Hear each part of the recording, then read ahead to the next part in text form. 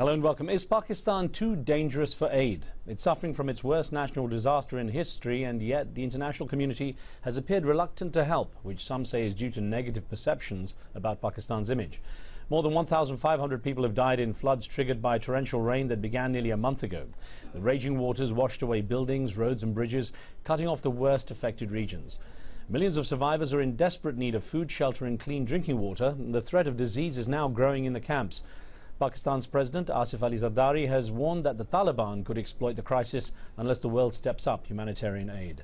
According to Oxfam, just 10 days after the floods in Pakistan, donors had committed and pledged $136 million. Compared to this, the quake in Haiti, where the world promised and paid more than $1.6 billion over the same period. Today we ask, what are the reasons behind the sluggish international aid effort for Pakistan's flood victims? Remember, you can join our conversation with your phone calls, and you can also send us an SMS or an email on the show. Well, joining me now from New York is Sir John Holmes, the United Nations Under-Secretary General for Humanitarian Affairs. It's one of his last interviews as he prepares to step down on Thursday after 3 years in the job. Also with me is Musharraf Zaidi, who served as an advisor on international aid to a number of agencies and governments, including the UN and the European Union. He's joining us from Islamabad.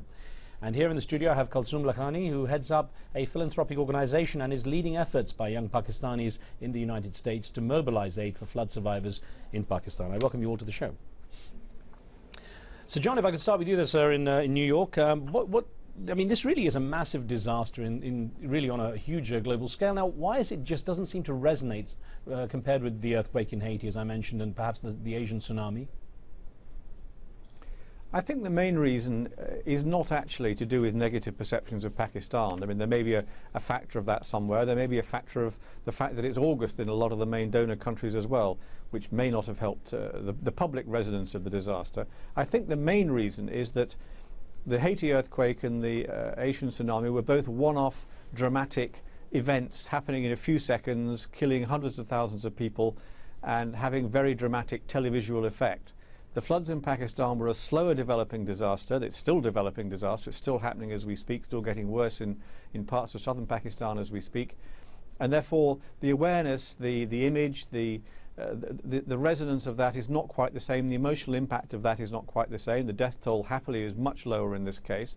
And I think that largely helps to explain why it's taken longer to start to raise the international funds we need. It's taken longer for the public to start to react. But I think it's wrong to say the international community is reluctant to help. The international community is stepping up. We need a lot more. That's certainly true. I mean, we continue to need it very rapidly. But we have about 70% of the $460 million we appealed for a couple of weeks ago. And there's $500 million or more being given in kind or in cash outside that appeal as well. So you're getting towards the $1 billion mark. As I say, it's not enough, and it is a massive disaster, both in geographical scale and the numbers of people affected. Right. But I think we should not get obsessed with this idea of why aren't people giving, because I think it's not to do with terrorism or Pakistan as a nuclear power. I think it's more to do with unfortunately, the rather trivial side, if you like, of the emotional televisual impact of an earthquake compared to a flood. Of course, I'll touch on some of these issues you raised because, of course, the perceptions still remain, as I'd mentioned at the beginning. But let me ask you quickly, sir, what is the main issue for you right now? What are your priorities, the biggest challenges you're facing as you expand your operation in Pakistan? Well, I think we have a couple of major challenges. First of all is the resources. We need to keep on getting those resources. Second is actually reaching people. The numbers affected are enormous, and both we and the Pakistan government are running to catch up with those numbers. There's a lot of people we have not reached yet. We know that. People they need food, they need clean water, they need shelter, and they need medical help. So we need to keep on reaching them. And we have a problem, as we were talking about yesterday, of reaching people who are cut off in very isolated areas because the infrastructure is gone, particularly in the north. We need more helicopters for that to give us that extra flexibility of transport. I think the third big problem we face is waterborne diseases. The risks are extremely high of diarrhea-related waterborne diseases, extra malaria, hepatitis. We need to make a huge effort, we and the Pakistan government, to make sure that there are not really serious epidemics and a second wave of deaths. Now, Musharraf Zaidi, of course, Sir John said that it's more of the sort of media perceptions or perceptions of the disaster through the media and the way it sort of built up slowly that's really largely responsible for perhaps a slower mobilization of aid. But Pakistan has been portrayed now for the last few years certainly as the sort of world hub of terrorism, and I wonder to what degree that is having an impact, in your opinion, on how people respond to what's happening in Pakistan now. Well, first, Riz, I think it's important to acknowledge what Sir John is saying is probably absolutely correct, that one of the reasons why the reaction has been delayed, has been slow, and has been rather tepid has to do with the nature of the disaster itself. Having said that, I would say that it wouldn't be safe to completely dismiss the perception issue.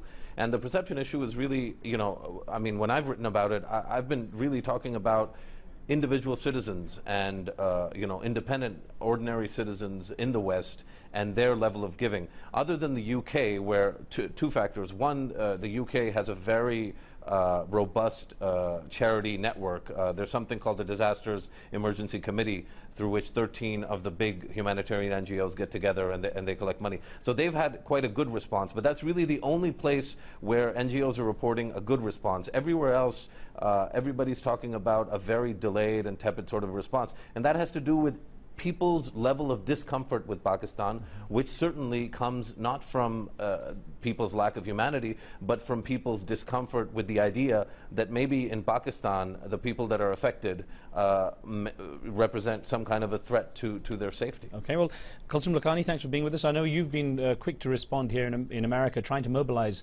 American Pakistanis and trying to raise some help from this end. What kind of response have you had when you've said to people, not among Pakistanis obviously, but outside the Pakistani community, what response have you had from people when you say it's Pakistan? I think we've actually had a really positive response from Americans, and we've had a lot of our donors for Relief for Pakistan have been American donors, not just Pakistani Americans, what we generally tend to see. But I mean, that motivation of that lack of response was the reason we decided to launch Relief for Pakistan, because we really felt like it was a perception problem. It was a lack of awareness, and we really felt like if we could centralize donations to a really reputable agency that people felt comfortable donating to, then we might be able to mobilize a greater response. Let me put some figures to you now. There appears to be a huge disconnect between the American approach to Haiti and Pakistan. The US-based journal, the Chronicle of Philanthropy, produced these numbers. So let me put these to you. It says, nearly a month after the Pakistan floods, US aid groups raised around $9.9 million for survivors. But just 2.5 weeks after the Haiti earthquake, American aid groups brought in a total of $560 million. So I wonder, as a Pakistani American living here, and seeing what's happening when you compare these figures, how do you regard this? I mean, I think that there's obviously that sense of what Musharraf was talking about, that perception issue with Pakistan.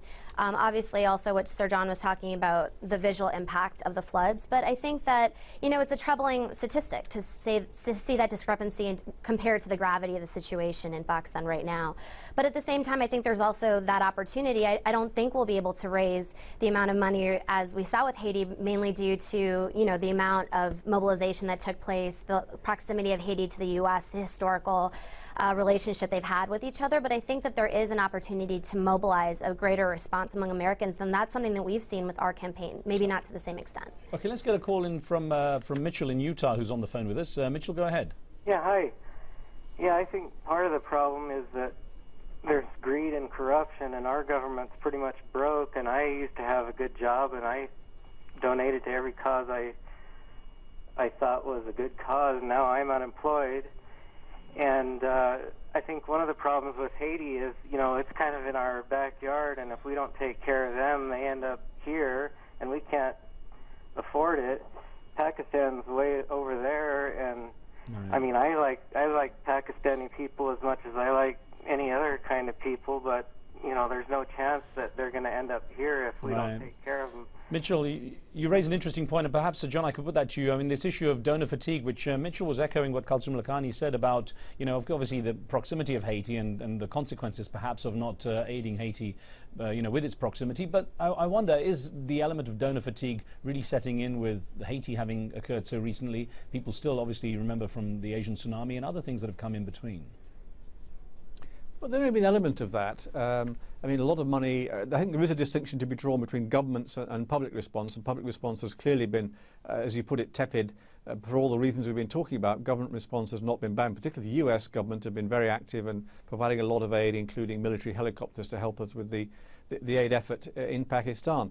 I mean, on the perception point, just on Haiti, I think the fact that it is in America's backyard and there is this issue about Haitian immigration clearly was a motivating factor there.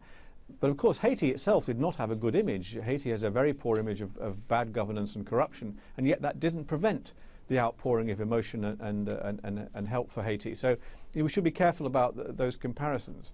And of course, America is not the only country we're talking about here. European governments are closer to Pakistan, and European people are closer to Pakistan, and of course the immigration arguments do work there. So I think that's why we're probably seeing perhaps more of a reaction there than we might to some extent in the heartlands of America, say.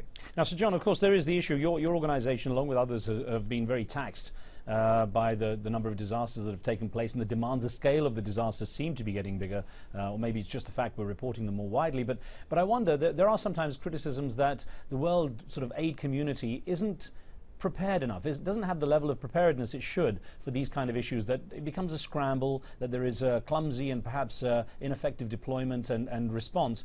Is there a way that organizations like yours and others could be better prepared to be able to mobilize quicker when these kind of things happen? Well, we wouldn't claim we're perfect, but I think the international response to these disasters has improved enormously over recent years. And even compared to the Asian tsunami, I think we're much better organized, we're much readier, we have a much more predictable response, and we have better funding channels which we can use more effectively. Now, the truth is that when a disaster of this scale happens, no matter how well prepared you are, and we are prepared, everybody scrambles, everybody has to run to catch up, and they're all different. The Haiti earthquake is extremely different in all sorts of ways from the Pakistani floods. So even the best preparedness does not prevent you from having that mad scramble at the beginning to try and get everybody organized. There is one other point I'd make, which is a fundamental point. I mean, we are there to try and coordinate the international response, both the UN agencies, the NGOs, working very closely with the Red Cross, Red Crescent movement, and of course with the government of the country affected. But the